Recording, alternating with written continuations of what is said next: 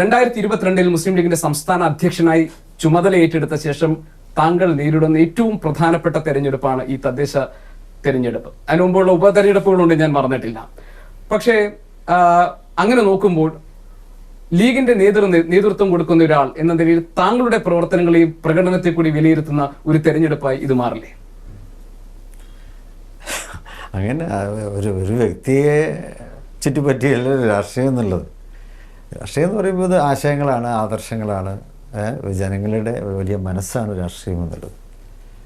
അപ്പോൾ ഞാൻ 2022 വന്നതിന് ശേഷം ലോക്സഭാ തിരഞ്ഞെടുപ്പ് വന്നു. 2024 ലോക്സഭാ തിരഞ്ഞെടുപ്പ് കഴിഞ്ഞു. അതുപോലെ തന്നെ നിരവധി ഉപതെരഞ്ഞെടുപ്പുകളൊക്കെ നടക്കുകയുണ്ടായി. അപ്പോൾ അതിനുശേഷം വരുന്നൊരു പൊതു തിരഞ്ഞെടുപ്പ് എന്നുള്ള നിലക്കാണ് ത്രിതല പഞ്ചായത്തിലെ തദ്ദേശ സ്വയംഭരണ വകുപ്പിലേക്കുള്ള ഈ തിരഞ്ഞെടുപ്പ് നടക്കുന്നത്. വളരെ ആത്മവിശ്വാസത്തോടെയും എല്ലാവരും പറയുന്ന പോലെ തന്നെ മുസ്ലിം ലീഗ് തന്നെയാണ് പറയുന്നത്, ആത്മവിശ്വാസത്തോടെയും ആത്മധൈര്യത്തോടൊക്കെ തന്നെയാണ് മുസ്ലിം ലീഗും ഈ തിരഞ്ഞെടുപ്പിനെ നേരിടുന്നത്. കാരണം മുസ്ലിം ലീഗിനെ സംബന്ധിച്ചിടത്തോളം തദ്ദേശ സ്ഥാപനങ്ങളിൽ ധാരാളം കൈകാര്യം ചെയ്യുന്ന ഒരു പാർട്ടിയാണ്, ഒരു മുന്നണിയാണ്. UDF മുന്നണിയുടെ ഭാഗമായി മുസ്ലിം ലീഗും നിരവധി, അതായത് 500ഓളം പഞ്ചായത്തുകളിൽ നേരിട്ടോ അല്ലാതെയോ ഭരണത്തിൽ ഇടപെട്ടുകൊണ്ടിരിക്കുന്ന ഒരു പാർട്ടിയാണ്.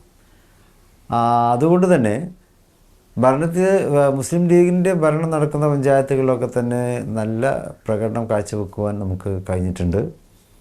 അവിടെ ഫണ്ടുകളുടെ അപര്യാപ്തതയൊക്കെ ഗവൺമെൻറ്റിൽ നിന്നൊന്നും കിട്ടിയിട്ടില്ലെങ്കിൽ പോലും കിട്ടാവുന്ന രീതികളിൽ നിന്നെല്ലാം, ഇപ്പോൾ MLA ഫണ്ട്, MP ഫണ്ട്, ഇനി കേന്ദ്ര ഫണ്ടുകൾ, അതിൽ വേറെ ഏതെങ്കിലും തരത്തിലുള്ള ഫണ്ടുകൾ, അപ്പോൾ ഇതിനൊക്കെ കൊണ്ടുവന്നുകൊണ്ട് ജനങ്ങൾക്ക് വേണ്ട കാര്യങ്ങളൊക്കെ ചെയ്തു കൊടുക്കാൻ ലീഗിനും മുന്നണിക്കുമൊക്കെ കഴിഞ്ഞിട്ടുണ്ട്.